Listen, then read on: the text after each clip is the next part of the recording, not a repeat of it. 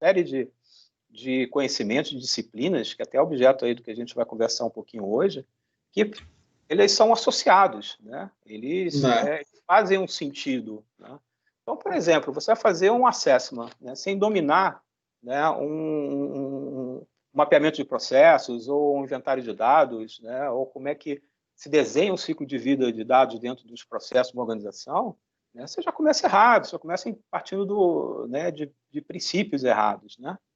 E daí você, associando né, esses processos a todos os requisitos legais, né, o que são, né, obrigatórios, o que é necessário fazer, né, aí, quer dizer, aquele princípio, se você começa errado, você vai errado até o final. Né?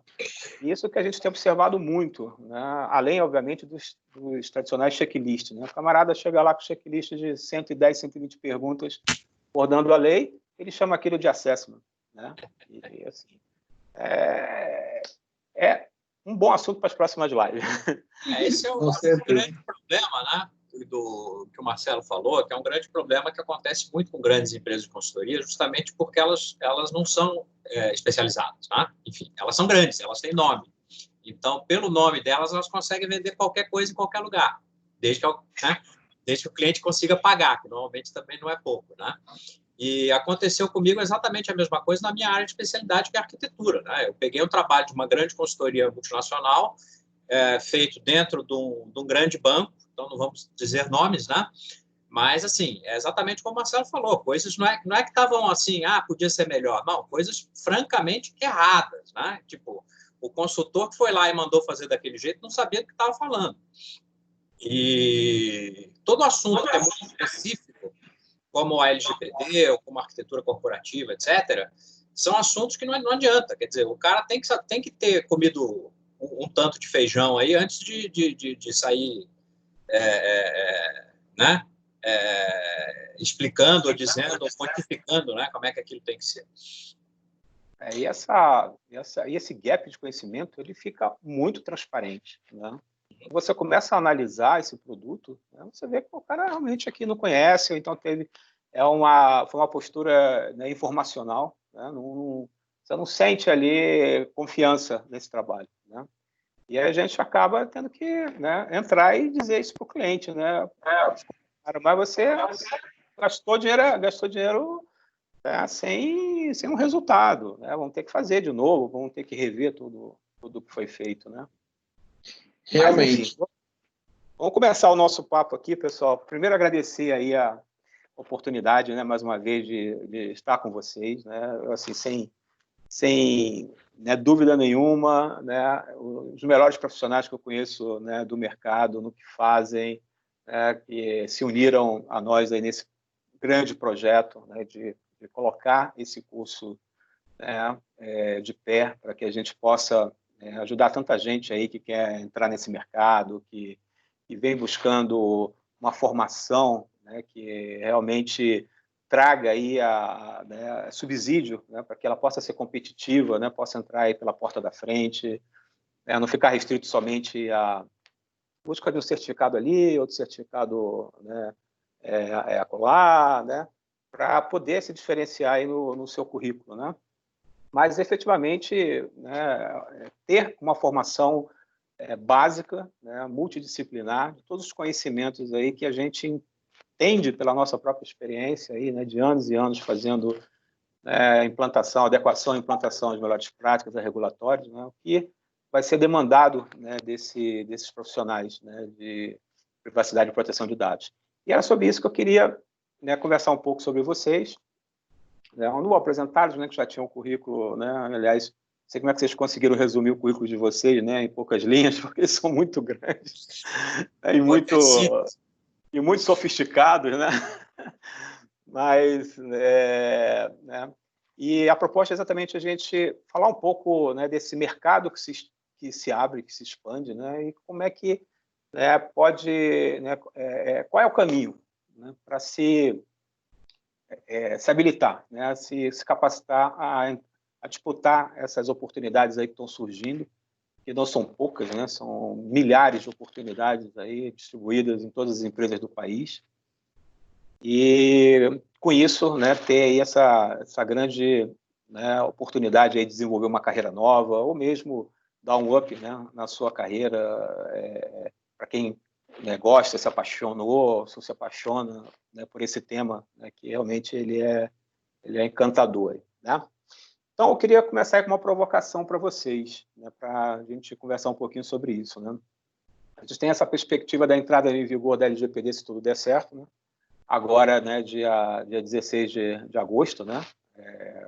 Assim, pela cronologia de datas, 14 de agosto, mas cai no sábado, né? Segunda-feira seria aí a data efetiva, né?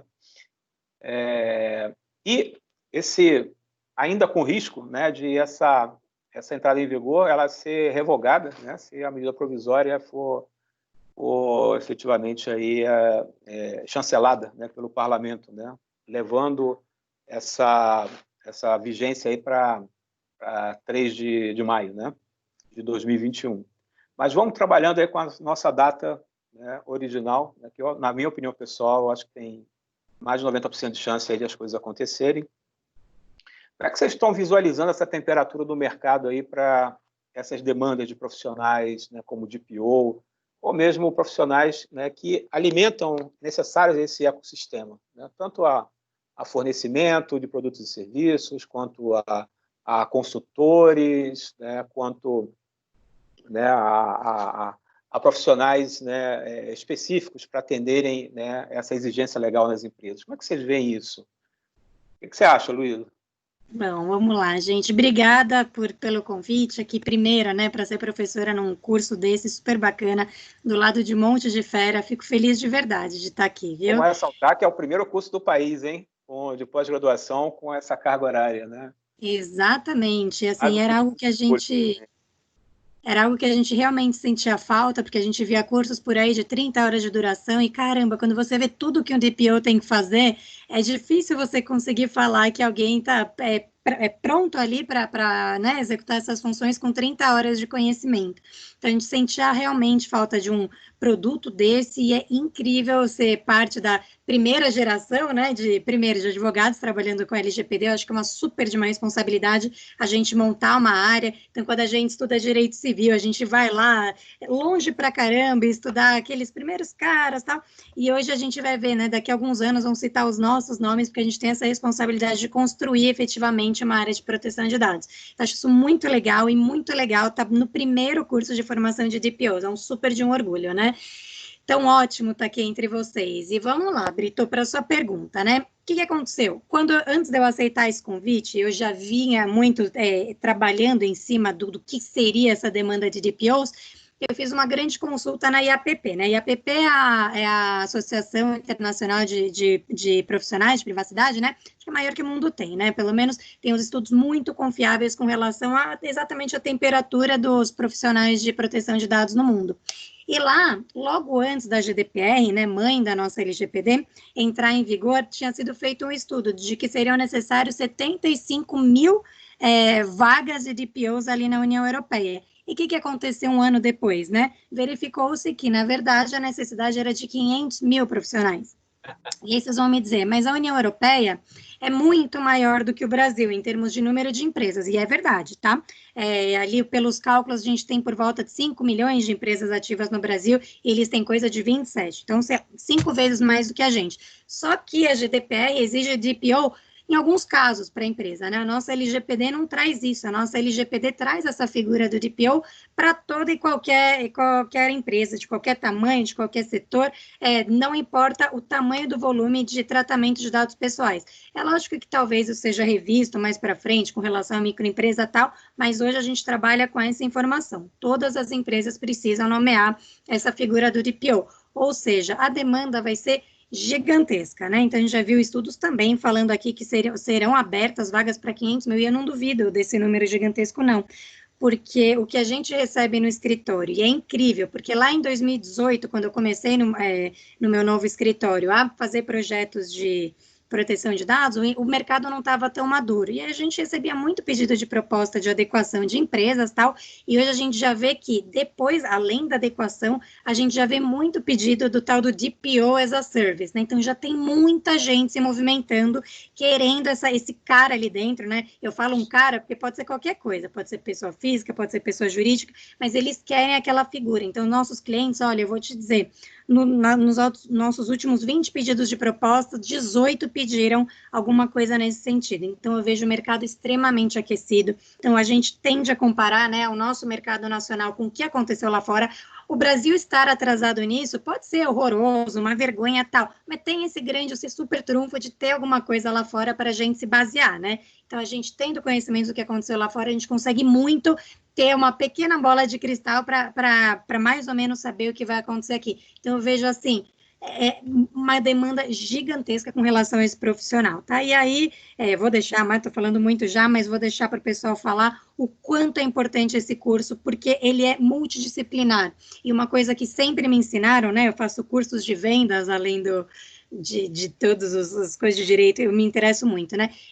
E o que falam o futuro de todas as profissões, né? Porque dizem que daqui a 5 anos, 30% das profissões que a gente hoje conhece não mais existirão, então as pessoas, por conta de tecnologia e tal, vão perder, né, a importância. Então, a gente vê o quê? Que um profissional multidisciplinar, ele deixa de ser commodity. Então, alguém que tenha muitos conhecimentos, quanto mais abrangentes, mais multidisciplinar, menos comoditizado ele vai ficar, menos substituível por máquinas ou por outro ser humano. Então, acho que esse curso, sim, é uma oportunidade incrível por uma grande demanda que vai se abrir, né, que já está se abrindo, na verdade. E outra, não quer ser DPO, desistiu, cara, você pelo menos vai contar com um monte de conhecimentos de diferentes áreas para você fazer N coisas no futuro. Então, eu vejo isso, assim, com excelentes olhos. Você traduziu, né, a minha opinião, né, e a certeza, né, que levou a gente a esse entusiasmo, né, de estruturar, né, esse conhecimento, né, e compartilhar. E uma coisa, né, interessante que você falou, né, e nesse levantamento do IAPP, né, está considerando uma paridade aí 1 para 1, né? Mas quando você fala na função de PO, né, você não é um profissional, né, toda uma equipe, né, que vai assessorar, né, esse DPO, né? E dependendo do tamanho da empresa, você tem várias equipes, né? Então, esse número realmente ele tende a explodir, a se massificar, né? Tem toda a razão. Marcelo, o que você, né, acha aí de todo esse cenário?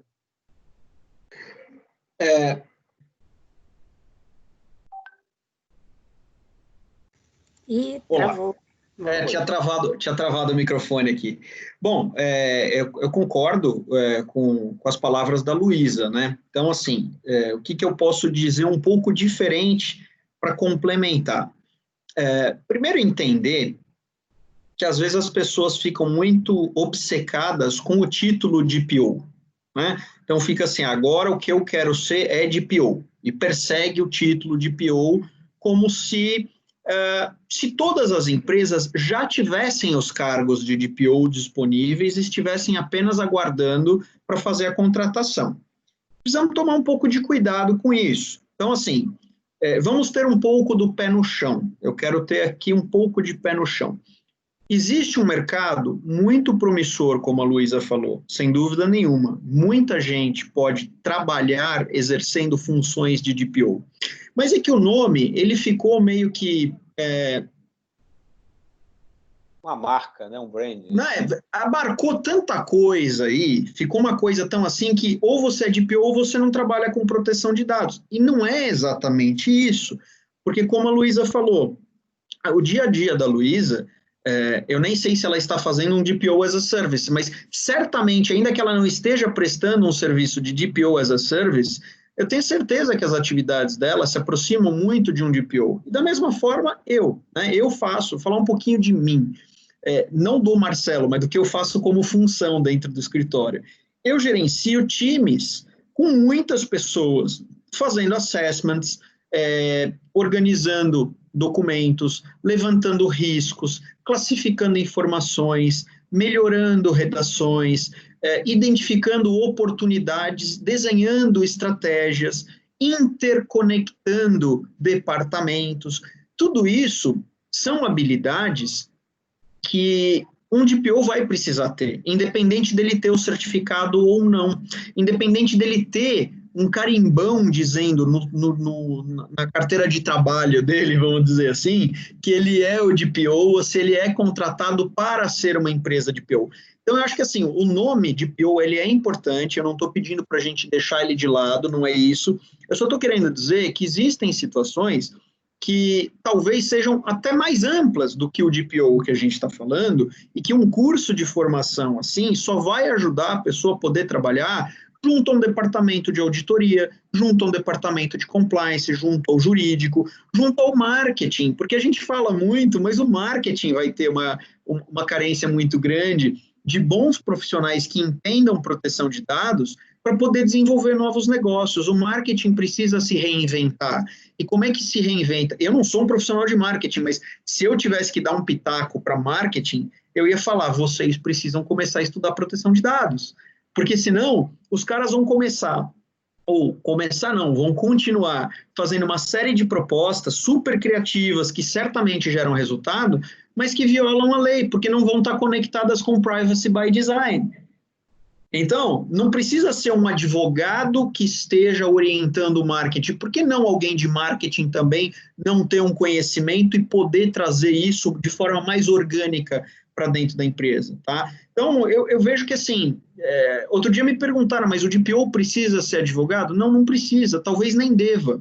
Acontece que o advogado vai se metendo, porque vem uma disposição da lei e o advogado é o primeiro a fazer a interpretação da lei. Né? Não vai ser o engenheiro, não é o economista. Primeiro o advogado passa pela interpretação. Então a gente meio que acaba se apropriando, mas longe de ser uma função que deve ser exercida só por advogados. Acho que fica um amplo caminho aí para a gente seguir, né? Você levantou um ponto bastante importante, né, do conceito Privacy by Design, Privacy by Default, né? Tudo que nascer dentro da empresa, né, ou for, né, um serviço, um produto da empresa, precisa se adequar. Quando você fala, né, nessa adequação, você está falando do engenheiro de produto, né, da turma de marketing de produto, né, do cara da logística, é toda a cadeia de valor da organização, né, que precisa conhecer de privacidade e proteção de dados, né, desde o pensamento original, né, do produto e serviço até a operação. Então, você não está, né, resumindo somente aquele profissional que é o encarregado do tratamento de dados, né, que vai fazer essa gestão, né, dentro da organização. Mas a cada gestor, a cada profissional dentro da organização, que vai ter que assumir essa cultura no seu dia a dia. Né? Então, assim, o conhecimento ele é muito mais amplo. Né? Ele não é realmente só focado num profissional, né, de PO, né, mas em si, né, em todos os profissionais, né, dentro da organização, dentro e fora da organização. Né? Você tem aí esse ecossistema aí dentro dessa cadeia de valor, né, tanto do cliente quanto do fornecedor. Né? O cliente precisa conhecer para poder saber se o fornecedor está com maturidade suficiente para não colocar em risco a sua maturidade, né, em governança corporativa, quanto o fornecedor para saber se ele tem maturidade suficiente para prestar aquele serviço e não colocar em risco a governança corporativa do seu cliente. Né? Então, assim, já é uma questão de negócio, né, cara? Não é mais uma questão, né, somente regulatória. Né? Maravilha. Átila, o que você pensa? Qual é a tua visão aí sobre esse cenário? Olha, eu acho o seguinte, né? Eu acho que é legal. Bom, em primeiro lugar, eu queria também dizer que eu estou muito feliz, né, de participar desse projeto, né? E eu acho que não só pela sua originalidade, né, mas pela sua necessidade.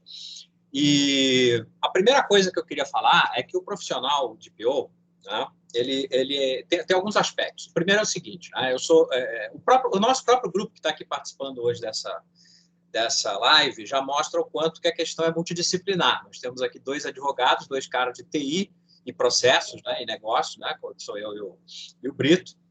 E essa é a proposta do curso mesmo, né, que é olhar o conteúdo programático, disciplinas, etc. Vai ver isso, porque reflete justamente o que tem que ser esse profissional de proteção de dados, seja ele de PO, seja ele para de PO, ou de PO terceirizado, ou alguém que trabalha na equipe de PO, não importa. Né? É um conhecimento, essa pessoa, essa função, esse cara ele tem que ser um generalista, ele tem que ser um cara multidisciplinar, e o curso reflete isso. Né? E isso indica, né, bem na linha do que o Marcelo falou, de que quem pode ser um DPO, quem pode aspirar a essa posição? Não qualquer um, evidentemente, mas não existe um único canal de acesso. O cara tem que ser advogado. Não, o cara pode vir de praticamente qualquer função dentro da empresa, né? Algumas delas talvez sejam aí mais fácil, né? Então, o advogado, o cara que trabalha com dados, né?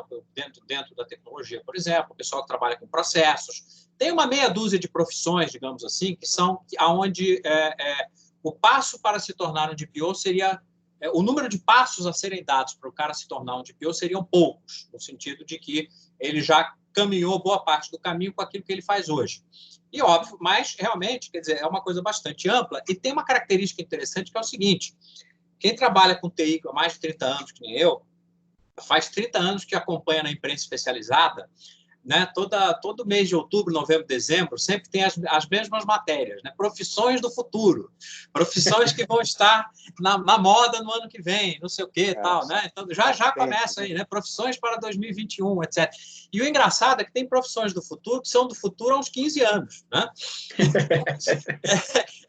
Todo ano são as mesmas, né? E você nunca chega o tal do futuro, né? Que não é a brincadeira do Brasil, país do futuro, né? Pô, quando que a gente vai chegar nesse tal do futuro, né? E a profissão de DPO, ao contrário dessas outras, ela realmente é uma profissão do futuro ou quase do presente, porque é obrigação legal. Tipo assim, não é só wishful thinking, né? Não é só assim, seria legal que a gente tivesse profissionais com tais características. Não, a lei obriga, cara, vai ter que ter DPO, né? Porque senão você vai ser multado, vai ser fechado, etc, etc. Então, na verdade, digamos assim, é quase que como... existe quase que uma não vou dizer uma reserva de mercado, né? Mas vou dizer assim, entre essas várias profissões do futuro aí que o pessoal vive cantando, essa é uma que a gente tem certeza que é uma profissão do futuro, porque ela é obrigatória por lei, digamos assim, né?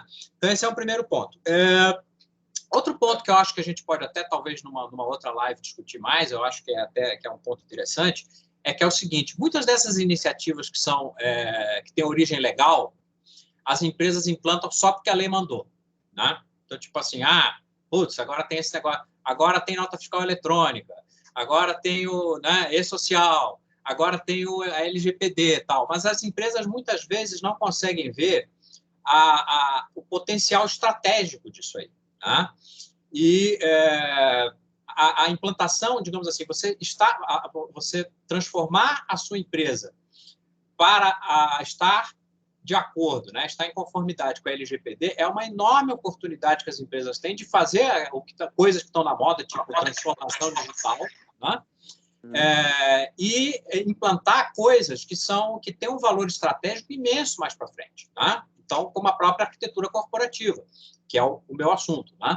Então, a implantação de um escritório de proteção de dados, ela pode ser simplesmente, as empresas que forem mais espertas, elas não vão pensar no DPO simplesmente como um negócio que a lei mandou fazer. Elas vão pensar nisso aí como um tijolinho para construir alguma coisa estratégica que lhe dê, inclusive, vantagem competitiva no mercado. Maravilha. Eu, assim, só pontuaria mais um item no que vocês falaram, que é essa profissão, né, do futuro no presente, né, que já é uma demanda atual, é um profissional global, né? A gente não está falando de um profissional regional, né, um profissional, né, de um país, né, de uma realidade. Estamos falando, né, de um profissional da realidade de mais de 90 países, né? Então, abre aí uma fronteira de competitividade profissional, né, que é o mundo, né, e com conhecimento e pegando um gancho que a Luísa falou, né, mesmo que você não vá atuar nessa área, né, o conhecimento que você adquiriu te permite você, né, caminhar ou para gerenciamento de risco, ou para a área de arquitetura corporativa, ou para uma área de arquitetura tecnológica, ou mesmo para a arquitetura jurídica e compliance. Ele te dá, né, uma multidisciplinaridade de oportunidades assim, absurda dentro da organização e dentro dessa cadeia de valor. Ele não fica somente restrito à formação de um profissional específico para atuar nessa função, mas te abre essa porta de outras oportunidades, né, de outras funções que podem ser, né, se beneficiar, né, de todo esse conhecimento adquirido, né, realmente. Segundo ponto que eu queria colocar para vocês, né, a gente está vendo aí essa demanda, né, por esses profissionais de privacidade e proteção de dados, né, essas competências, né, e essas experiências práticas em várias disciplinas do conhecimento, né, ela é que vai tornar esse profissional atrativo, né? Porque o que eu, pelo menos, tenho visto, né? Hoje, as pessoas, né, os profissionais estão se apresentando, né, com uma certificação, né, de, sei lá, né, 8 horas de instrução, mais uma prova e obtém um título, né? Ou uma certificação internacional, um pouquinho mais densa. Só assim, a carta de apresentação dessa turma, né? Como é que vocês, se colocando aí no chapéu de contratantes, como é que vocês veem, né, essa competitividade se alguém se apresentar, né, com uma base, né, acadêmica de formação prática? Como é que isso aí se representaria em termos de competitividade e atratividade para esses profissionais? Pensando aí como contratante, como é que vocês veem isso? Vocês acham isso um diferencial competitivo, né? Luísa, pode seguir. Vamos lá. Claro, super, tanto para se você estiver procurando, né, um DPO ou alguém para formar o seu escritório de privacidade e proteção de dados, como no caso que o Marcelo falou, um profissional de marketing, por exemplo. Putz, imagina o diferencial, você chamar para o seu marketing um cara que fez, sei lá, uma faculdade bacana de publicidade e propaganda, que já trabalhou em um monte de agência bacana, legal, e outro que também tenha feito outra faculdade legal, trabalhado em outros lugares, porém, tem esse algo a mais, e esse algo a mais, que é o que o Átila falou, é a profissão do futuro, é o que já se espera, do futuro que é do presente, que já se espera, já se é exigido. Então, hoje, se um cara vem para mim, né, ela trabalhar lá no escritório, com um curso desse, é lógico que ele sai na frente de todo mundo, é lógico. Quando você vê o que um DPO tem que fazer, né, o encarregado, na verdade, tem o nome menos glamuroso, né, LGPD, né, o encarregado, o que ele tem que fazer, que é, né, falar com a autoridade, com os titulares de dados, deixar a casa em ordem, né, onde ele trabalha. Pô, é um cara que precisa de uma desenvoltura muito grande em um monte de áreas, precisa ter um conhecimento, pelo menos mínimo, de processos, de TI, de normas, né, de direito mesmo. Pô, esse cara, ele tem um nível de complexidade tão grande que você fala, putz, só a Mulher Maravilha, né, o super-homem que eu posso chamar para uma função dessa. Hoje não tem. A gente vê hoje no mercado um mercado extremamente deficiente com relação a alguém que detenha tantos conhecimentos. É lógico que ninguém vai ter essa desenvoltura extrema, né? Eu falo de pessoa perfeita que eu já conheci na vida, nem conheci, né? Mas é só a Michelle Obama, de quem eu sou muito fã. Mas tirando ela, acho que ninguém consegue abarcar tantas qualidades. Mas, puxa, se você passou por um curso, que você passou por tantos módulos diferenciados, não se fixou ali só na lei, só, sabe? Só numa certificação, que você fez para obter aquela certificação? Você acertou 30 perguntas de GDPR, CCPA, LGPD? 50%. Exato, 50% das 30 perguntas, isso te faz um super de um profissional ou não, ou é algo, ou você fez uma pós bacana, que envolveu uma série de módulos, te fez ter uma aplicação prática daquele conhecimento, que de verdade, hoje eu posso dizer, né, no direito, o Marcelo também não vai dizer que eu estou mentindo, né, mas na faculdade a gente não teve aula de propriedade intelectual, proteção de dados, quanto menos, sabe? Nem se falava disso, né? Na nossa época, pelo menos. Hoje, espero que dê uma melhorada. Então, de onde que veio todo o nosso conhecimento? Da prática, puramente da prática. Então, você receber um currículo de um cara que fez um curso desse, pelo menos, eu, como empresa, eu, como sócia de escritório, eu daria preferência para esse currículo. Eu concordo. É claro que o currículo é super importante e faz chamar a atenção de um monte de coisas. Mas eu ressalto que tem uma outra coisa, né? O currículo sozinho, ele não vai fazer o cara ser o DPO, né? É o que a gente falou. Porque senão o cara tira uma certificação e acha que ele dá conta das coisas. Então isso acontece muito no meio acadêmico, e aqui... o Valfrido aí que já fez o seu doutorado também, quantos doutores que falam coisas estúpidas você conhece? Vários, né? Vamos mudar de assunto. Vamos mudar de assunto. Vamos mudar de assunto. Pois é, então assim, o cara tem um título, às vezes até internacional, isso, aquilo, e você fala assim, nossa, o cara tem, e não dá conta, porque o problema não é o título em si. Então é importante a gente oferecer um curso com todos esses elementos. O fato de ser numa instituição que já faz um bom processo seletivo, que a gente já dá uma peneirada boa em quem vem por aí, ajuda muito, porque uma das coisas que eu percebo que ainda existe muita dificuldade, e o que eu acho que talvez tenha correlação com o que o Átila falou, dessas questões da profissão do futuro, é que a gente fica discutindo o cargo, né? Qual é o cargo que vai ocupar? O que vai ser o futuro? Vai ser o analista de dados, vai ser o cientista de dados, vai ser isso, vai ser aquilo. Mas é que isso é ocupado por pessoas. Você pode dar o nome que quiser para o cargo. Se a pessoa não sair do lugar, você não vai ter quem colocar ali. E tanto que na área de tecnologia a gente sabe que falta gente boa.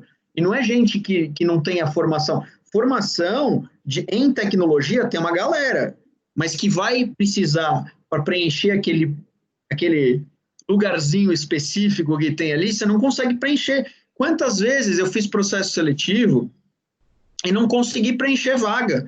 E vou dizer, às vezes em cargos bobos, assim, que você fala bobo, sem grande necessidade de formação, não que a função não seja importante. Por exemplo, estagiário. Eu acho, para mim, sempre trabalhei com um valor inestimável para o estagiário, porque o estagiário é o cara que toma porrada de todo lado, né? E ele tem uma oportunidade muito grande de crescer, dependendo do estágio que ele fizer. Mas eu já cheguei a fazer entrevistas com alguns estagiários e o cara parecia que ele estava morrendo, ele não queria estar ali. Então, assim, não esteja, né? E se de repente o negócio dele não é na advocacia, não esteja. E certamente porque tem uma pressão familiar e tudo mais. A gente precisa só tomar cuidado para não entrar na pressão do mercado. Então, assim, eu não tenho que ter um título. Eu não preciso ser doutor, eu não preciso ter diploma em DPO, eu não preciso nem trabalhar na área jurídica. Primeiro, precisa fazer alguma coisa que você tenha paixão, que você goste. Porque aí eu vou entrar naquele chavão, né? Quando você faz alguma coisa que você ama, é como se você não estivesse trabalhando. Eu não sei de quem que é a frase, mas é isso. Quando você gosta muito daquilo, vai rolar naturalmente, vai ser um negócio bacana. E aí, então, não adianta só o cara resolver fazer o curso pelo curso. Né? Não adianta fazer, agora eu fiz o curso, eu tenho o título e agora eu não consigo emprego. Pois é, mas de repente você é um cara que tem cara fechada, de repente você é um cara que briga com todo mundo, de repente você acha que porque você é o título você vai mandar nas pessoas, de repente você acha que o DPO é o cara que é melhor que todo mundo. Cidadão não, DPO, melhor que você. Né? Será? Então, não pode ser uma dessa, o DPO tem que ser um cara que vai agregar, né? Que vai estar junto de todo mundo, que vai saber transitar entre áreas, e isso tem uma questão de soft skills aí por trás. Né? Eu acho importante a gente desmistificar um pouco aquela história do diploma. Né?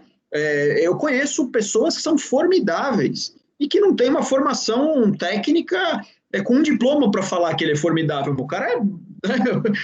O cara constrói um negócio que você fala assim, ele não tem uma formação. E tem os caras e aí eu falo por mim, né? Quanto doutor que eu conheço que fala groselha por aí, você fala assim, putz, você fez um doutorado e tá falando isso aqui, não é possível. Né? Mas o doutorado é o cara que fez uma pesquisa muito específica em algum âmbito, em alguma perspectiva, e não necessariamente o cara tem um QI acima da média, pode ser um cara obtuso que fez a mesma coisa de PO. Então, para ser de PO, tem que ter cabeça aberta, tem que querer conversar. Né? E querer muito fazer isso, entender o que faz, porque é igual faculdade. Antes de você fazer o curso, você quer muito ser médico, você quer muito ser engenheiro, você quer muito ser advogado, mas você sabe o que um advogado faz? Porque fica aquela impressão, advogado é o cara que faz a petição. Pois é, mas eu sou advogado e não estou fazendo petição. A Luísa, não sei se ela está fazendo petição, mas eu acredito que não esteja fazendo petição. Né? Nunca fiz. Então, eu fiz na OAB, a única que eu fiz na vida. Então, né? Eu ainda peticiono de vez em quando, porque eu trabalho com o contencioso de proteção de dados. Eu faço remoção, eu estou em inquéritos, coisa e tal. Mas, assim, se for ver hoje, a maior parte do meu tempo ainda é consultivo do que contencioso. Então, precisa entender o que faz, porque se você não entender o que faz um profissional de proteção de dados, não adianta você querer ser. Vai querer ser o quê? Verdade, concordo com você. Até adicionaria, né, nessa experiência acadêmica, né, sempre, como eu vim do mercado, né, de consultoria para, né, a academia, né, sempre foi muito criticado por isso, né, porque a gente traz a prática, o que dá certo e o que dá errado. Né? Quando você começa a confrontar, né, os doutores, né, com a prática do certo e do errado, né, aí vem, né, aqueles apelos. Não, mas segundo fulano, segundo cicrano, né, aquele apoio, né, na bibliografia. Né, e quando você vai ver, realmente não tem nada a ver. Né, mas, enfim, né, é como cada um procura, né, trazer aí o seu entendimento do assunto. Né, e o que traz um distanciamento forte entre, né, prática, né, e teoria. Né. Maravilha. Átila, o que você acha aí desse... Eu estou totalmente de acordo aí com o que o Marcelo falou. Eu acho que é legal, porque isso mostra o alinhamento que a gente está aqui no corpo docente, porque eu acho que, embora nesse momento, pode até no futuro, né, Brito, a gente até pensar nisso, mas embora hoje não tenha nenhuma disciplina específica de soft skills dentro do currículo, isso mostra que o corpo docente está preocupado com isso e vai colocar isso dentro dos seus conteúdos. Porque eu falo exatamente esse tipo de coisa quando eu falo de arquitetura, porque o arquiteto é esse cara também. O arquiteto é o cara que tem que falar com todo mundo, tem que ter capacidade de negociação. Eu sempre brinco com os meus alunos que o arquiteto é o cara que tem... a primeira coisa que ele tem que ter é um bom sapato, né? Um sapato confortável, porque ele vai andar pela empresa inteira, vai ter que falar com todo mundo. Né? Então, acho que esse é um ponto importante, né? A gente colocar dentro do curso, né? A gente sempre passar essa ideia de que o quanto que esses soft skills vão fazer. A velha história, né? Tem um outro ditado aí que todo mundo conhece, mas ninguém sabe de quem falou, que as pessoas são contratadas pelo currículo, mas são demitidas pelo comportamento. Então, é exatamente disso que a gente está falando. A gente gostaria de formato de POs que fossem contratados e não fossem demitidos depois. Por problema de comportamento. Mas eu queria colocar duas coisinhas para responder a pergunta original do Brito, que são o seguinte, né? Primeiro, eu acho que sim, eu acho que o fato do cara ter feito uma pós-graduação com esse currículo, né, e com esse conteúdo, vai fazer um diferencial competitivo importante em relação a pessoas que fizeram cursinhos aí de 8, 16, 32 horas e tiraram o seu certificado de onde o cara acertou 24 em 30 questões, né? Com certeza, mas isso vai depender um pouco da educação do próprio mercado, porque é aquilo que a gente vê muitas vezes quando a gente vê o pessoal preenchendo vaga, né? E tem aquelas vagas que não tem nada a ver, né? Eu vejo isso muito na própria área de arquitetura, que o cara procurando um arquiteto corporativo que conheça uns negócios que não tem nada, que eu nem sei o que é, né? Então, tipo assim, vai depender um pouco é um negócio meio dialético isso aí, na verdade, né? Porque o próprio fato de nós estarmos formando esses profissionais vão ajudar a educar o mercado. Mas é muito provável, pela minha experiência de 30 anos aí, em várias outras coisas do mesmo tipo, sempre que tem uma coisa nova, e a LGPD, o DPO são uma coisa nova, não há como dizer para as, né, do ponto de vista das empresas, o cara sabe que precisa, mas não sabe o que é. Então, ele precisa contratar um DPO. Né? Alguém me arruma aí um anúncio para eu publicar uma vaga? Então, porque o cara não sabe o que é. Então, talvez leve um tempo para o próprio mercado entender que não basta o cara ter feito lá uma certificação de 30 questões. Tá? Então, esse é um aspecto. Agora, tem um outro aspecto que é importante, e eu acho que tem muito a ver aí com o que o Marcelo falou também, que é o seguinte, né? Na microeconomia, você tem o conceito de market signaling, né? Que é a sinalização de mercado. E que é uma das maneiras como se resolve a questão da sincronia de informação, né? Por quê? Porque o que acontece? O cara que vai contratar alguém, ele sabe, ele não conhece o cara, né? Então, o candidato à vaga sabe mais sobre a sua competência do que o cara que está contratando, né? E a sinalização de mercado são todos os mecanismos de mercado que existem para você dar uma certa garantia. Né? O que é uma garantia? Né? Compra o meu produto. Quando as empresas coreanas chegaram no Brasil, né? A Kia chegou no Brasil e começou a vender carro, todo mundo fala, pô, carro coreano, quem vai querer um troço desse? O que os caras fizeram? Fizeram uma garantia de 5 anos. Né? Então, estão dizendo, cara, a gente bota fé, porque você vai vender o seu carro antes de sair da garantia.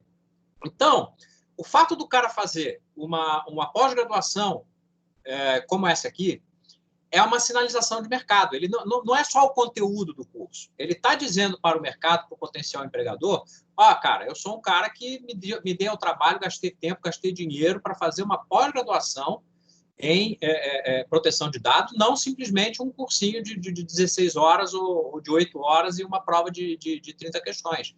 Então, não é só o cara fazer um curso desse, não é só o conhecimento, ele também está sinalizando para o mercado um comprometimento pessoal, né, com o assunto.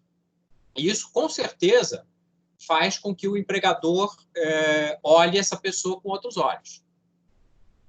Perfeito. Isso. Ótimo. Ô, Valfrido, tem 2 perguntas aqui, ó. Eu não sei se você chegou a ver, que a gente podia passar para a gente fazer uma rodada de respostas aqui. Então, o Luca perguntou aqui qual a atuação, papel e atividades do DPO, e o Éder perguntou qual o perfil do profissional que mais se aproxima do DPO ideal. Quem quer responder? Eu deixaria a Luísa começar, primeiro as damas. Vamos começar. Luca, seguinte, a atuação tá designada ali pela lei, artigo 41, tá? Mas basicamente vou te traduzir, tirar um pouco do juridiquês, que a coisa mais chata do mundo é ler lei, e eu sei porque eu faço isso já todo, né?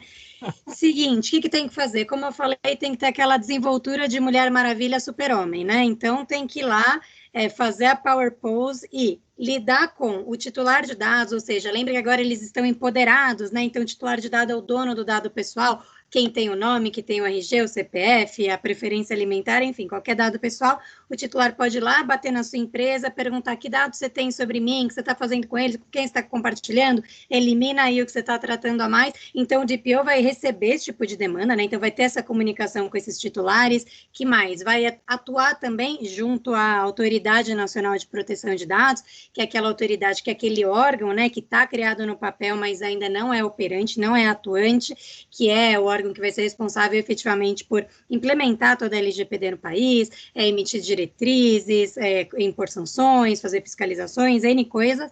Então, o DPO também vai conversar com essa autoridade governamental, ou seja, também precisa ter jogo de cintura para atuar com o ente do governo, que às vezes não é a coisa mais fácil e prazerosa do mundo. Também vai ter que organizar a casa, né? Então, treinar empregado, fazer com que todo mundo ali, desde o cara mais baixo na hierarquia ao mais alto, CEO, CFO, atendam às normas de proteção de dados. Então, é legal que, já pegando um pouquinho da pergunta do Éder, legal que ele tem um pouco de bastante independência, né, para conseguir atuar da melhor forma. E que mais? Seguir tudo que a NPD for falar, né? Então, a NPD vai, ao longo das nossas vidas, emitir diretrizes, vai ter que ser um cara atualizado com relação a essas diretrizes para conseguir implementar o que quer que elas sejam dentro da empresa que ele estiver tomando conta. Acho que é por aí, de forma geral, se vocês quiserem complementar. Está complementando no sentido de processos, né? Assim, a LGPD, né, ela demanda, né, uma adequação, né, aos requisitos legais, ou seja, né, você tem ali uma série de regras que você tem que adaptar à sua estrutura organizacional, né, tanto no âmbito de processo, tecnologia, no âmbito jurídico. Além disso, né, ela vai criar novos processos dentro da organização. Né? Quem são esses novos processos? Gerenciamento de atendimento, gerenciamento de demanda, né, gerenciamento de incidentes, gerenciamento de problemas, né, gerenciamento de nível de serviço, gerenciamento de risco. São novos processos que são criados pela gestão do compliance dentro da organização.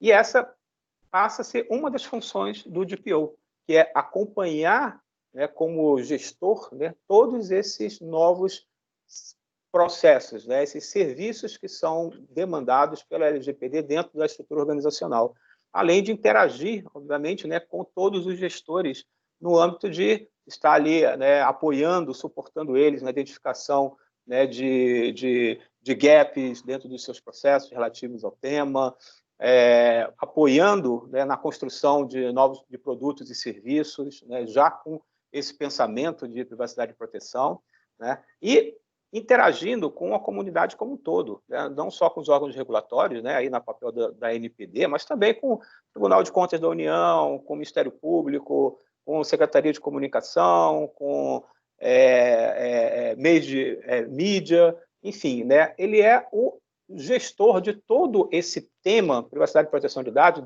para dentro da organização e para fora da organização. Então, um camarada, né, assim, que, né, bastante subsídio, né?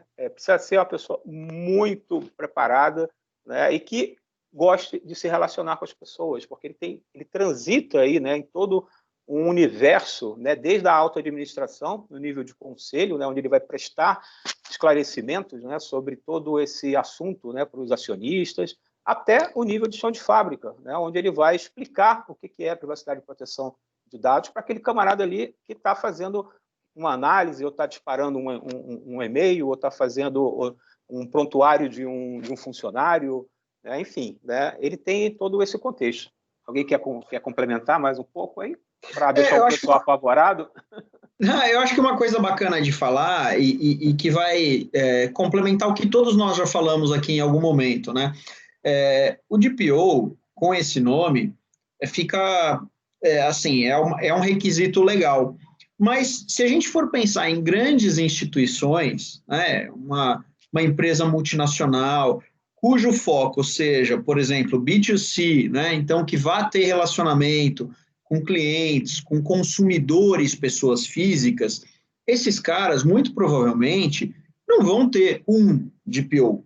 Eles vão ter que ter uma estrutura, um back-office, para tratar disso aí. Então, por exemplo, a gente sabe que tem algumas operadoras de telefonia, os caras têm um back-office só para responder ofício de quebra de sigilo telefônico. Que isso tem, imagina quantas quebras de sigilo existem por dia para você atender os juízes, e Ministério Público, e polícia e tudo mais. A depender do volume, vai existir um verdadeiro escritório, né, um office, vai ser o DPO, vai ser um office, um DP office ali, e que você provavelmente vai ter um cara que vai ser um CPO, que seria o Chief Privacy Officer, como se fosse o diretor, você vai ter um cara como se fosse o gerente, ou mais de um gerente, e você vai ter pessoas ali exercendo funções de analista e que todas elas, no final do dia, inclusive estagiários, vão estar exercendo funções de DPO, né? Todo mundo trabalhando como DPO. E por isso que eu digo só para a gente não perseguir só o nome DPO, porque você pode ter um departamento assim, formado com gente de auditoria, de compliance, do jurídico, do marketing e tudo mais. E aí, para voltar um passinho só na pergunta, né? Falar, qual o perfil ideal? Eu acho difícil dizer um perfil ideal. Eu gosto muito, porque eu tenho formação em compliance, eu gosto muito do profissional de compliance como um dos principais responsáveis para fazer gerenciamento de riscos em geral, né? Mas a gente tem que entender que cada instituição tem uma realidade, tem seu organograma, tem a sua governança ou a falta da governança. Cada instituição, vamos ser sinceros aqui, tem os seus egos e as suas brigas por posições dentro da empresa. A gente não pode ignorar que tudo isso pode influenciar uma tomada de decisão, não necessariamente deveria, mas pode tomar um posicionamento para o DPO ficar aqui ou ficar ali. Né? Mas eu acho que eram essas as considerações aí para eu complementar. Eu ainda esqueci ainda do principal, né, dentro dessas atividades de DPO, né, que é o alfadado relatório de impacto e proteção de dados, né, que precisa ser, né, construído e atualizado, né, com todas as informações, né, referentes a esse assunto dentro da organização, até porque é o instrumento de apresentação, né, de governança corporativa de dados e de defesa da própria organização, né, frente a um questionamento, né. Dá para pensar ainda, você falou o relatório, né? E dá para pensar no relatório específico, no LIA, para o legítimo interesse, e tantos outros que a gente pode seguir por aí, né? Exatamente. Né? O Marcelo tirou as palavras da minha... Travou para vocês também? Acho que o Átila travou um pouquinho. Ele vai falar que eu tirei as palavras da boca e a câmera dele também. Travou. Tirou, Voltou. tirou mesmo. Até me travou aqui. Desculpa. Literal. Porque, na verdade, é isso, né? A gente lembrar que DPO, né, o que é? O Data Protection Officer, portanto, ele é o chefe do Data Protection Office. Né? E aí você tem dois, digamos assim, extremos. Né? Você vai ter desde aquela empresa pequenininha que não tem estrutura para fazer isso, vai terceirizar, vai ter DPO as a service, não sei o quê, até essas grandes empresas que têm um office de verdade, né? Com um monte de gente lá dentro. E aí, esse cara, o chefe, né, o Chief Protection Officer, digamos assim, como disse o Marcelo, ele vai... boa parte dessas tarefas aí, ou dessas atividades que a gente está listando, elas vão estar distribuídas por várias pessoas, né? E, evidentemente, dependendo, lembrando lá que eu falei de que a origem desse cara pode ser qualquer uma, ele vai ter um foco, o que ele vai reservar para ele, o que ele vai delegar. Vai depender muito de onde ele veio. Se o cara veio se o cara é advogado, o cara veio do direito, ele vai reservar mais a parte de direito e vai delegar a parte de processo, a parte de tecnologia e assim por diante. Se o cara veio de tecnologia, ele vai delegar a parte mais jurídica, de processo e assim por diante. Então, na verdade, a resposta a essa pergunta aí do Luca seria o seguinte, né? Não é nem dizer quais são as atividades do DPO, são as atividades de DPO, né? No sentido, né? Quais são as atividades de proteção de dados e a forma como isso, que são essas todas aqui que a gente listou, né? Mas a forma como isso vai ser organizado vai depender de cada empresa, até porque cada empresa vai ter o seu histórico, a sua cultura, o próprio, a figura, né? Essa pessoa que está ocupando esse cargo, se é que esse cargo vai existir dentro daquela empresa, vai ter um histórico diferente. Então, existe uma lista de coisas que são atividades de proteção de dados, e tem, que é uma coisa, e tem aquilo, como que isso vai ser organizado dentro da empresa. Tá? Agora, a ideia da estrutura do curso, né, como ele está desenhado, é que o cara tem, de qualquer que seja a origem do cara, ele vai ter que ter essa visão generalista, essa visão holística de todos esses assuntos. Não adianta o cara dizer assim, não, eu sou advogado, não entendo nada de tecnologia, não entendo nada de processo, eu vou delegar isso. Não, você vai delegar, você tem que saber do assunto. Só quer o título, né? Só quer o título para colocar no currículo. Eu sou de DPO. O que você faz? Não, eu não faço processo, eu não assumo os riscos, eu não conheço de tecnologia e também não falo jurídico, mas eu sou o DPO. Para pôr no LinkedIn, fica bonito demais. O título e o salário, né? Tem 3 perguntas aí, Valfrido. Não sei se você está vendo aí, tem bastante pergunta para a gente fazer. Talvez a gente pudesse fazer um combo para dar uma volta a todo mundo aí. A gente vai até que horas aqui? 6? Então, mais uns 15, 20 minutinhos, né? E a gente complementa aí respondendo essas questões. Deixa eu só fazer uma pontuação em cima do que era o que remetia a minha outra dúvida e uma grande preocupação. Assim, né? Essa exigência, né, desse profissional, ela está caindo no colo das empresas, né? E está meio aquela situação, né, um empurrando para o outro, né, não querendo se comprometer. Né? Então, o CIO, né, que acha que não é responsabilidade de TI, né, o gestor, né, do jurídico, né, que isso é responsabilidade da tecnologia, né, o gestor de segurança, né, que isso aí tem que ser uma responsabilidade da área de processos, e por aí vai. Está todo mundo um empurrando o abacaxi para o outro. Né? E quem está assumindo esse abacaxi, né, realmente tem uma fração do conhecimento quando conhece e sabe o que é, né, as atividades, né, que vão ser exigidas dele. Né? Vocês têm visualizado isso, né, no dia a dia de vocês? Né? Vocês acham que esse cenário vai mudar, né, em breve, ou ele é consequência mesmo dessa falta de informação ainda no mercado sobre esse contexto? Rapidamente, aí a gente passa para as perguntas do pessoal. Pode ir, Atila, de trás para frente agora. Não, eu concordo, eu acho que é isso aí. Eu acho que a falta de informação... Bom, tem dois aspectos, né? Tem um aspecto de que as pessoas realmente não sabem do que se trata, e tem o aspecto de que existe uma coisa da natureza humana que é passar o abacaxi para frente. E aí, junta as duas coisas, né? Eu não sei do que se trata, então eu não quero esse abacaxi comigo. Então, acho que isso acontece, isso é uma coisa que é engraçado, né? Porque a LGPD já está no ar há bastante tempo, mas aí entra outra coisa da natureza humana, e especialmente da natureza humana brasileira, né? Que é deixar tudo para a última hora. E ninguém se preocupou muito de saber do que se trata. Então, acontece isso aí mesmo que você falou. Isso aí é a minha experiência também, e eu vejo muito isso de um aspecto muito importante, porque como eu lido muito com o pessoal de arquitetura das empresas, é um pouco até surpreendente para mim, porque a pessoa aonde caiu isso, qualquer que fosse a pessoa que caiu aonde o primeiro colo no qual o assunto caiu dentro da empresa, uma empresa que tem uma área de arquitetura relativamente bem estruturada seria o primeiro cara a ser chamado, tipo assim, né? O arquiteto, vem cá, tem esse negócio aqui que a gente precisa fazer, com quem que eu preciso falar? Porque o arquiteto é quem tem essa visão da empresa como um todo, do que é a empresa, né? Qual é a estratégia, quais são os processos, quais são os sistemas de informação, banco de dados. Essa visão holística da empresa, quem está melhor posicionado para fazer isso é o escritório de arquitetura quando existe. Mas mesmo naquelas empresas que já têm um escritório de arquitetura, o que eu não vejo? Eu não vejo, quando eu pergunto para esse pessoal, o pessoal de LGPD está conversando, chamaram vocês para não só para conversar, mas, enfim, para meio que tocar esse processo junto? Não. Não. Quem que está fazendo LGPD na sua empresa? Acho que é o jurídico. Então, quer dizer, você vê que isso é verdade. Então, isso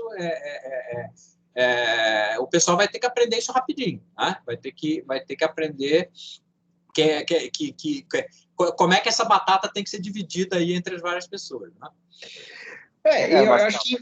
Eu acho que é isso, né? É entender, eu diria, eu gosto de deixar isso claro, todos nós aqui sabemos, mas proteção de dados é obrigação de todos. Então, assim, adianta querer jogar a batata e falar, ou abacaxi, isso aqui é TI, isso aqui é SI, isso aqui é jurídico, é compliance. Todo mundo vai ter um dotline ali, em algum momento, que vai falar com o assunto. Ou porque você vai ter um representante, porque você vai ter um champion, ou porque você vai ter que mapear os teus processos, ajudar a mapear, ajudar a ver onde estão os gaps. Então, o que eu percebo é que existe muito disso ainda, das questões internas de governança, dos conflitos internos, acabarem atrapalhando um pouco também na proteção de dados. Mas isso já atrapalha em outros tantos assuntos, né? E aí, no caso, a proteção de dados é mais um para ter esse tipo de, digamos assim, rixa. É fato. E aí, Luísa, qual a tua visão? Bom, eu acho que é isso que o Átila falou, é exatamente isso. A gente tem um dom de procrastinação maior, acho que de qualquer país do mundo, né? Mas eu acho incrível como o mercado está ficando cada vez mais maduro, de verdade. Lá em 2018, quando a lei foi editada, tal, eu viajei muito o Brasil, né, para falar sobre proteção de dados. E no começo eu parecia uma alienígena. Parecia que eu estava levando a palavra do apocalipse, que eu estava inventando coisa, imagina. Ouvi várias vezes pessoas falando, cara, mas tinha que ser Brasil mesmo, como se fosse uma norma que o Brasil inventou, assim, proteção de dados, sabe? E hoje eu já vejo o mercado evoluindo, pelo menos São Paulo, que é onde eu trabalho, ninguém mais me vê como uma alienígena, né? A gente andando por uns lugares mais afastados no Brasil, aí a realidade é bem outra, isso eu posso dizer para vocês. Mas São Paulo já me recebem de uma forma muito melhor, todo mundo já, como eu te falei, no começo a gente recebia pedidos de proposta, sempre como um projeto de adequação, consultorias pontuais, e agora não. Já exigindo esse DPO as a Service, aí Marcelo perguntou se a gente está prestando, por enquanto a gente não chama assim, por conta de responsabilidade, enfim, N coisas que a gente ainda está estudando, se é mesmo um serviço jurídico, não é, se daria para prestar por escritório de advocacia. Então, hoje a gente presta consultoria jurídica com tudo que o DPO pode fazer, tá? Mas a gente sabe que a função do DPO não se resume à parte jurídica, né? Enfim, hoje eu vejo isso, uma evolução de mercado até que relativamente bastante rápida. Em 2 anos a gente vê o negócio mudar completamente de cara, pelo menos as nossas, as demandas que a gente recebe, tá? Então eu vejo isso. Maravilha. Pessoal, para a gente passar para as perguntas, né, que o pessoal aí está aquecido, eu queria rapidamente, né, a gente deixou eles tão curiosos aí em relação, né, qual é a disciplina, né, de cada um, né, que vocês falassem resumidamente o que eles vão, né, o que vocês vão compartilhar, né, com os nossos alunos na sua disciplina? Marcelo, vai lá, vamos Marcelo. agora. Não, vamos lá, a gente está com os aspectos mais focados na parte legal mesmo, né? Então, assim, vamos brincar um pouco de ficar cada um no seu quadrado nesse ponto, né? Então, a gente vai para o aspecto mais legal, falar tanto de bases legais, das exigências legais, entender o que são os fundamentos, as bases legais de fundamentação, então, execução de contrato, quando precisa do consentimento, todo mundo falou LGPD, todo mundo fala assim, consentimento, né? É um negócio que ainda assombra as pessoas. Então, a gente vai ajudar vocês tomarem as melhores decisões para interpretar dentro de um fluxo qual a base legal e vamos falar também, sem dúvida nenhuma, de respostas a incidentes e violações de dados pessoais. Isso também é bastante importante. Isso, acho que toda essa prestação, essa prática de prestação de contas, que acho que é a grande novidade da LGPD, né? Então, se a gente pega outras normas anteriores à à LGPD, a gente já via muita coisa que está ali, pelo menos de uma forma esparsa em outras leis. Nessa prestação de contas tem muita novidade. Eu acho que isso, o DPO, né, ou quem for trabalhar nessa área vai ter que estar muito atento. Notificar incidente de segurança, preparar um registro de operações de tratamento de dados pessoais. Então, tudo que a lei exige, documentação, políticas, contrato, toda essa parte jurídica, né, o arcabouço, que a gente fala, arcabouço jurídico, e eu acho que é importante a gente também falar, né, Marcelo, que o que a gente vai tentar passar é traduzir tudo de jurídico que tem ali de uma forma muito mais compreensível por todos, porque eu acho que isso é o principal. As aulas que eu quero dar, elas vão ser altamente visuais, que é para exatamente o aluno compreender o que eu estou falando, não ser só uma leitura de norma, porque a gente às vezes se preocupa com isso, né? Na faculdade a gente teve muito disso, professor só vomitando lei, é tudo que a gente menos quer, né? A gente quer tornar tudo que é jurídico aqui de uma forma altamente compreensível, seja desenhando, fazendo exercício prático, acho que é bem por aí. Com certeza, o juridiquês ele tem que ficar de lado, porque ele é uma pequena parte dentro da LGPD, né? Uhum. Então, assim, e é um feedback já que eu recebo, e certamente a Luísa recebe também, eu já vi a Luísa falando várias vezes, você vê que a gente não ficou falando em termos da lei aqui, né? Aquele latinório, aquela coisa, a gente não usou essas expressões super mega técnicas aqui. E a ideia é justamente... data vênia, né? Data vênia não... É justamente isso, a ideia é que todo mundo possa absorver um conteúdo, e também se ficar falando de aspecto muito técnico, só da segurança da informação, para quem não é da área, o cara vai falar, meu Deus, eu não tenho condição de seguir isso aqui. E todo mundo tem condição, e a gente vai tratar isso de uma forma mais suave. Maravilha. Átila, fala um pouquinho de arquitetura corporativa para tu me entender, que é um... aí que tá. A arquitetura corporativa também é um assunto relativamente novo aqui no Brasil, né? E muita gente não sabe do que se trata. Muita gente pensa que a arquitetura corporativa é decoração de escritório, né? Como é que tem que ser a luminária, tal, não tem nada a ver com isso. É só você ver o seguinte, pelo próprio... igual cadeia de valor com o presidente Bernardi, né? Cadeia de valor com o presidente Bernardi, né? Então, Bangu 3, né? Sei lá. Então, o que acontece, né? Quem já deu uma olhada no assunto LGPD, e a gente tratou disso aqui também, vai ver o seguinte, que boa parte do trabalho para você tornar a sua empresa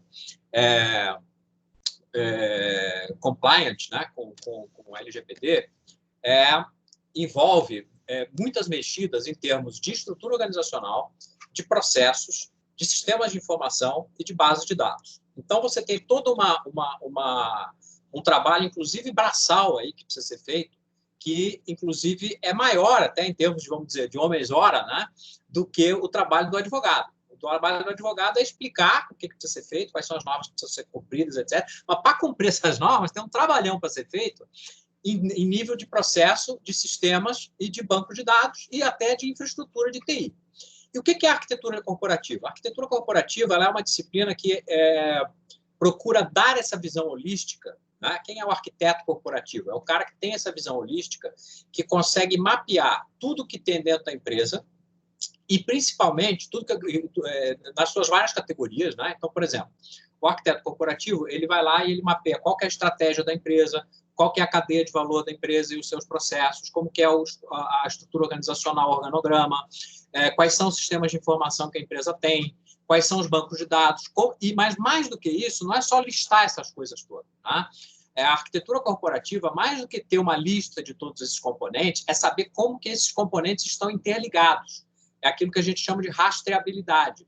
É saber se eu mexer aqui, onde é que estoura. Né? Então, por exemplo, perguntas típicas. Né? Se houver uma mudança de dados, quais são os sistemas que precisam ser mexidos, quais são os processos que precisam ser mexidos, qual que é o impacto disso nos riscos da empresa, qual que é o impacto disso na estratégia.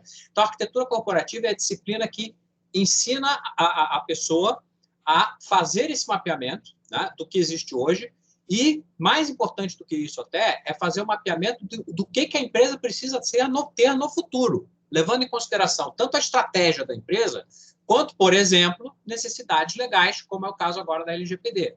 Então, eu tenho que dizer o seguinte, olha, minha empresa hoje ela é assim, mas, ao final de 5 anos, para cumprir o meu plano estratégico, ela precisa ter tais e tais processos, a gente precisa mexer na estrutura, no organograma desse jeito, a gente precisa ter tais novos sistemas, precisa mexer em tais sistemas, precisa ter outros tipos de base de dados, a gente precisa consolidar a base de dados que são hoje redundantes. E é óbvio que, e aí fica evidente o quanto que isso tem a ver com a LGPD, né? Porque dentro desse plano aí de 5 anos do cara, ele não está olhando só a estratégia, faz parte da estratégia dele, ele está conforme com a lei.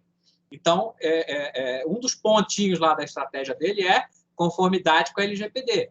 E aí, para fazer essa conformidade, essa visão de arquitetura ela é inestimável. Na verdade, ela é necessária. Eu costumo dizer o seguinte, as empresas que realmente conseguirem fazer uma boa implantação, por assim dizer, de LGPD, elas já vão ter feito aí, elas vão precisar ter arquitetura corporativa, saibam elas ou não, deem esse nome ou não. Tá?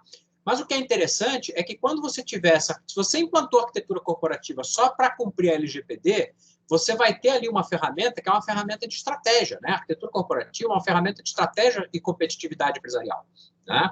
Então, a gente vê como uma grande oportunidade as empresas que estão fazendo a sua adequação à LGPD de, junto ao escritório de proteção de dados, já ter aí uma sementinha para ter um escritório de arquitetura que vai ter, vai ser capaz de responder perguntas de negócio e vai ser capaz de dar uma visibilidade holística da empresa para a alta administração que a imensa maioria das empresas hoje não tem a capacidade de fazer.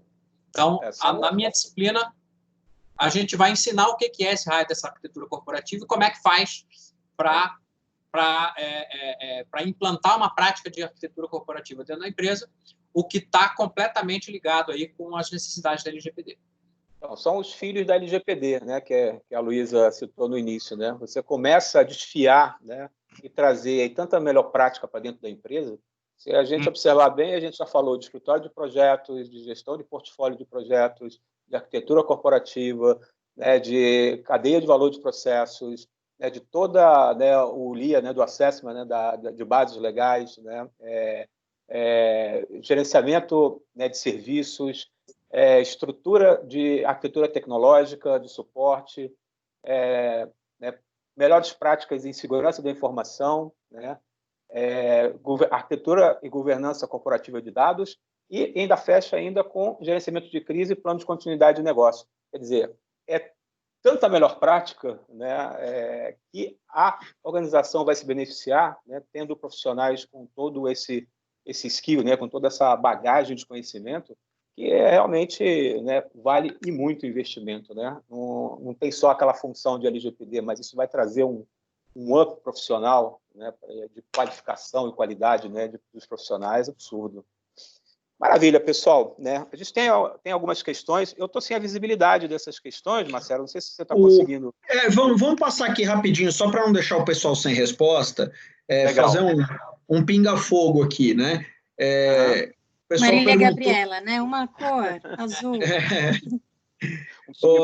Aqui, ó. O Fred perguntou da dificuldade de contratação de DPO as a Service com relação à responsabilidade e autonomia interna. Quem seriam os melhores clientes para DPO como serviço? As micro e pequenas empresas. O Hélio perguntou se o DPO também é responsável por questões técnicas ou só pelos dados pessoais, e aí técnicas mais focadas em SI, tecnologia mesmo. qual departamento que ficaria subordinado ao DPO, Jurídico Compliance, e se a NPD é uma agência regulatória tipo ANAC e ANEEL. Eu vou começar no pinga-fogo aqui com a Luísa. Luísa, escolhe uma ou duas ou três e manda bala. Bora, vamos lá. Vamos começar pela que é mais objetiva, que a NPD será uma agência regulatória. Hoje não é, né? Hoje é uma autoridade que está ali embaixo da Presidência da República. Ela tem ali na lei que ela deve mudar de natureza em 2 anos, e aí sim se transformando numa autarquia. A gente ainda não sabe muito se vai seguir esse modelo da ANAC, ANEEL, ou se vai ser algo estilo CAD, estilo INPI, ainda a ver. Mas hoje a gente tem uma autoridade que não é uma agência regulatória, tá? Mais alguma coisa aí, Marcelo, quanto a essa que é mais objetiva? Deixa eu tomar aqui e provocar o Átila. Átila, eles perguntaram aqui, fica no jurídico, fica em compliance. Você que puxou arquitetura corporativa, o que você pode falar sobre isso aí? Cara, eu acho que pode ficar em qualquer lugar isso aí, né? Porque, na verdade, o que acontece? O DPO ele tem uma série de responsabilidades, e isso aí, cada empresa vai organizar isso aí de uma maneira diferente. Algumas empresas vão organizar isso como realmente um escritório, com gente trabalhando dentro dela. Algumas vão transformar isso numa equipe multifuncional, que vai ter um DPO que representante em cada processo, né? Que é uma estrutura matricial, onde você vai ter gente dos vários departamentos participando, etc, etc. Então, a lei não diz aonde tem que estar pendurado disso, né? Então, então, de fato, o que não é proibido é permitido, né? Então, você pode pendurar onde você quiser. Eu acredito que essas são algumas... são essas que foram sugeridas aí, são algumas possibilidades, né? Deixa eu ver aqui, né? O jurídico, pode ser o compliance e tal. Mas o que é importante é que qualquer que seja o lugar onde isso esteja pendurado, vai ter que falar com a empresa inteira. Isso que é importante. Né? Então, até pegando esse teu gancho aí, né, colocando a minha visão, né, por ter uma necessidade de você conversar com todo mundo e conversar no nível, exatamente, de poder de decisão, eu entendo, né, que a melhor localização seria muito próximo de uma visão de assessoria mesmo, de escritório, ligado direto ligado direto ao conselho, né, como é o comitê, né, de compliance, né, de gestão de risco, né, onde você tem essa liberdade de você poder, né, navegar toda a organização, né, poder chamar a atenção de um vice-presidente, de um diretor, né, sem que para isso crie, né, todo uma circunstância dentro da empresa. Então, você tem que ter essa flexibilidade, tem que ter essa independência dentro da organização, né? Então, assim, você está linkado em algum dessas caixinhas, né? Você vai tirar exatamente essa proposta da função, né? De você poder navegar ali cross, né? Em todos os níveis da estrutura. E aí eu aproveito para responder aquela questão aqui, perguntando se o DPO também fica responsável por questões técnicas.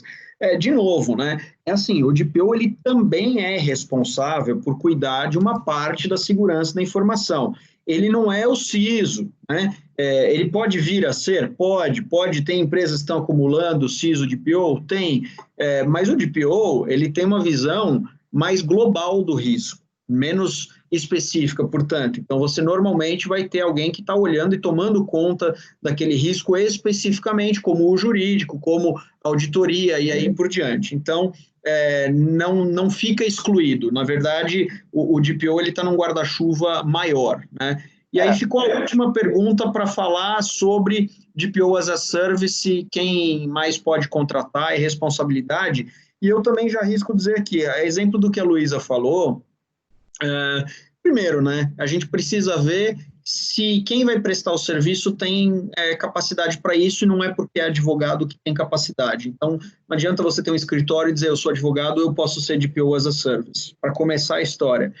Segundo lugar, talvez ainda tenha uma discussão aí a se pensar em termos éticos, se o escritório de advocacia pode também prestar um serviço de DPO as a Service, se isso deixa de ser um serviço jurídico ou se o foco tem que ser jurídico e como é que isso acaba sendo embalado e vendido. Então, tem um limite meio aí, se for só jurídico, o escritório pode, se não for só jurídico, eu tenho que ter um parceiro técnico para vender isso nessa parceria, porque o advogado ele não pode fazer um serviço que não seja propriamente jurídico.